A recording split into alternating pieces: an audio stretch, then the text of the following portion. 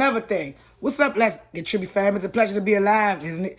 Like I promised, it's going to be part 2 of story time, or why is the no-go for the stud bros. No funny.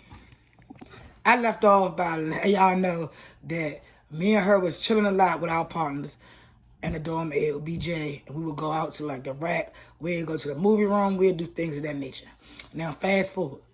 I had left from Job Corps because I had left a little before. I had been there a little before. Now, I left, went home, lived my life, doing me. One day, I happened to get back in touch with the girl who is Big Ass of the story.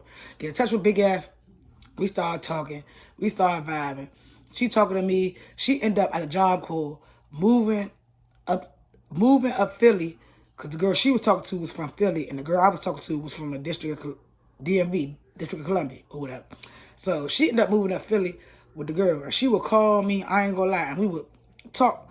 I'm talking about talking for hours. She would tell me how the girl was treating her, how she was doing her oh so wrong, how she felt like she couldn't take it, things of that nature. Now, like I stated before, she would call me, tell me what the girl was, how she was wrong to her, how she was so tired, how she just a whole bunch of stuff about her current living situation in Philly. Now, mind you, like I said, she from the DMV too also. But people like her, you can't believe nothing they say, and that's another story for another day. But she would tell me, you know, we would go on, so we would keep in touch, talk. But me, I'm still young. Like I said, I was 19 when I went to Job Corps. I'm probably about 20 now, because I had been there for about a year. So I'm young, turned 20 years old in the city, doing me. I'm out here back then. I'm not proud of the life I was living, but I was in the streets, if you will. So when I stated we would talk on the regular, it would be everyday thing, because a person like me, I was in the streets. I was barely in the house. We had cell phones back there, but it wasn't too common for the average person to just have a cell phone. I had a cell phone, but you know, it wasn't like, it was one of them joints where you could talk all night after 9 type stuff, like free after 9. You know, this is way back there, like I said, at 2009, 2010. It wasn't very common for kids, you know, for kids, children, teenagers to be having cell phones, walking around. We had cell phones, but it was more or less likely. So we would talk here and there, business though. I was in the streets, I was still a player, I was out here doing my thug dizzle. And I was also in some extracurricular things which we'll get come into play into the story. Because one thing about me, I might tell you a joke, but I never tell you a lie. And I ain't gonna tell you a lie because it's my testimony and God let me overcome it. Now, one particular day, she called me. She crying down. I'm out, she a stud like me. So I'm like, if you calling me crying, it must be stud, because I'm a stud, you a stud. We don't do no stuff like that, call each other all crying and stuff, being all emotional. So she called me, let me know. The girl put her out. She basically was homeless. She ain't had nowhere to stay. A whole bunch of stuff, right? Now, me being the kind of person that I was, I'm thinking about it in my head. Mind you, at this time, we young. Like I said, I'm 20 years old. I ain't even talked to my grandmother about it or none of that. I'm living with my grandmother at the time. I had been living with my grandmother around since I was 15 years old. So I had been living there about 5 years. So, you know, I was living with my grandmother, like living with her. So I haven't even talked to my grandma about it. Mind you, my grandmother out of town. One thing about my grandmother, she was Sagittarius, just like me, her birthday December the 2nd or whatever. My grandmother, in her younger days, my grandmother was a traveling motherfucker. My grandmother would be traveling like every 2 months. She would never be home, bro. So I'm like, take it upon myself to, you know, she crying out to me. I take it upon myself to tell this girl, well, you can come to my house.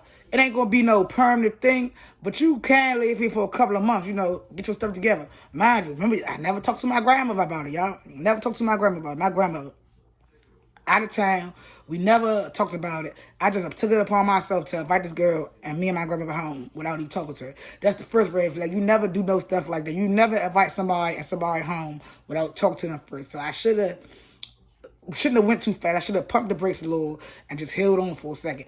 But nevertheless, I tell a girl she can move down here. She can stay with me a couple of months until she get her shit together or whatever. It wasn't going to be no permanent thing, but I know that I could convince my grandmother to at least let her stay a month or 2. Now, I tell her she can move in or whatever. She said that she was going to get a bus ticket to come back down here. Mind you, I was into extracurricular stuff, so I forgot all about the conversation that we had that I told her she could move and or whatever. I ain't gonna lie to y'all. So I go back to, being young wild to turn. And I guess she proceeded to get the money together to get her a bus ticket to come back down here and stay with me for a second. Mind y'all, I told her she could come. Now, that I did tell her she could come. But like I said, I was into extracurricular things. So me, myself, I had forget. Go back to living my life. Like a week later, she pop up in the middle of the night. I'm talking about, should have been the first red flag. It was like 1, 2 o'clock in the morning. She pop up at my house.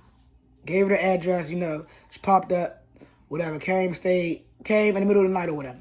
So I'm asleep in my bed. Now, the way my grandmother house was, the way she lived in the southeast neighborhood was, it was bars in the window. It was the living room. You come into my grandmother's house, it was the living room. It was the dining room area. The bathroom was next to the dining room area. It was my grandmother's room. It was, you walk through the kitchen, and then you would get to my room. My room was all the way in the back. So, mind you, she came 1, 2 o'clock in the morning. I guess she banging on the door. I don't hear it because, like I just told you, to set up in my grandmother's house, my room was all the way in the back. I couldn't hear no front door from all the way in the back. So I'm back there knocked up. Like 3 o'clock in the morning, I get up to go to the bathroom. I hear knocking on the window. Whole time it's her. So, I invite her around with open arms, as I should, because I felt like she was cool. She was a good enough person, and she was my stud bro. Whole time, I didn't even really know this girl. We knew each other from jog, but I didn't even know each other. What I knew then, what I knew now, if I knew it then, I'd have moved smarter. But nowadays, you can't even, if you ain't got nowhere to stay, they ain't got nothing to do with me. But nevertheless, being a good friend, I allowed her to move in. Now, mind y'all, I told y'all my grandmother didn't even come back from her trip yet. So in the back of my head, I'm like, my grandmother trip coming short. She'd be home in 2 days. So I'm going to have to explain to her why I got this strange woman in her house that she don't even know. So in the back of my head, I'm thinking about that. But nevertheless, she come over. I'm into extracurricular things. Like I said, come to find out, the stud bro, S, is into the same extracurricular things that I'm into. So the last day, the day before my grandmother came home, she had 2 days. One of them days, we turned up. I welcomed her back to the city because she hadn't been to the city in a brick, at least a year and a half. Welcomed her in like I welcomed her to Job Corps. We doing our extracurricular activities. We end up down a well-known neighborhood, Bury Farm, start doing our extracurricular things down there. One of my folks, we just turning up. We living life. We doing us.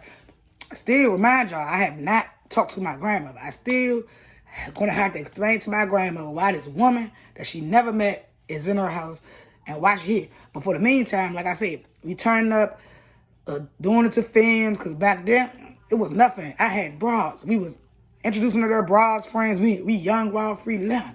Turned up. Every time I go somewhere, she with me. It's a bra for her.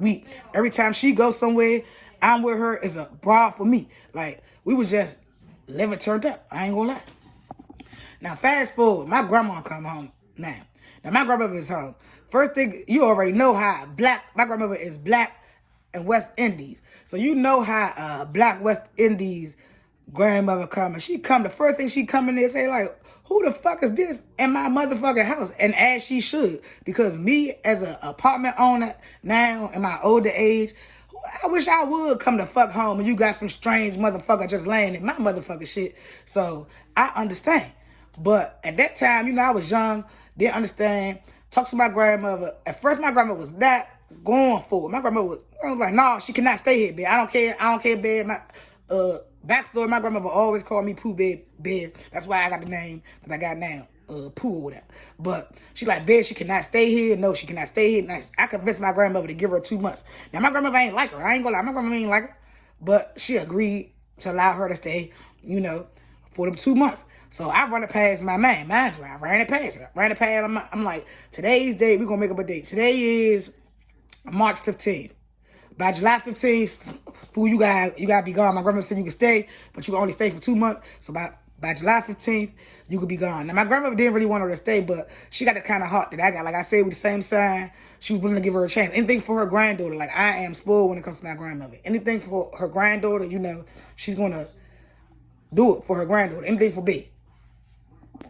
Now, remember, I told her my grandmother said she had 2 months and she had to be gone about it out of her residence here or whatever. Now, keep that in mind. Now, Told her she had 2 months, so we still going on, living life, doing us partying. The difference with me is I was partying, but I still was out in the world, so I was still getting money. It got to the point, because my grandmother would never charge me rent, but I was living there with her, so now I had to pay rent for me and her mother. She just cat head, she ain't got no job. She need to be trying to get her ducks in a row so she can disappear from my grandmother's house. Now, this is where shit started to get real. I started to notice that she really ain't want no job. She ain't want to do nothing. She just wanted to sit around the house, talk on the phone, try to go see girls, try to find another girl to move in with, so it could be easier on her end. Now, she's one of these type of studs that even to this day, she don't have a place. Like, she always live with every girl that she talk to. Any broad that she get close with, she always live with her. And I ain't saying that to judge nobody, because I know the sooner you get something, you get to be taken away. But I learned a long time ago to stop living with females and get my own place. So that's what I did. But, she's just taking it like a joke. Like, she don't care that she got 2 months here just, partying, not even caring, take care of responsibilities. And then me, at this point, I'm starting not to give a F, because at the end of the day, that's your life. You're going to have to leave in 2 months. Not me. I'm going to be good. Now, I'm not going to minimize my partying too. I was partying also. But see, the difference was I was getting money, and I also was paying rent for the both of us, to stay at my grandmother's house or whatever. So that's what I was doing or whatever. So I was doing that or whatever, paying rent, partying, still also doing what I needed to do to make sure there was money in my pocket. At the end of the day, she was a grown woman. She didn't have money for Tampax, sanitary napkins, toothpaste, deodorant. Like, that was starting to get overwhelming. So I would start to stay out of my own grandmother's house. I would start staying out, chilling at other people's houses, other bras that I was talking to houses, because I would start to get tired. Now, from Lil Birdie, one thing about DC, especially Southeast DC, everybody know everybody. Come to find out from Lil Birdie, she talked about me. She going around telling people, making it seem like I'm a bad friend. Now, mind you, I told her she live with my grandmother. She ain't paying for nothing. She can't even buy herself Tampax, tampons, can't feed herself, can't get her own 420 per, can't, like, nothing. She was just, the whole time she was there, she was basically broke. She didn't have anything. She was living with me, living over my money, living over my grandmother. You know what I'm saying? And to come to find out, going around saying, you're talking about me, talk about I was wearing your clothes, wearing your shoes. Now, mind you, she's like 5'7". At that time, she was like all of 130.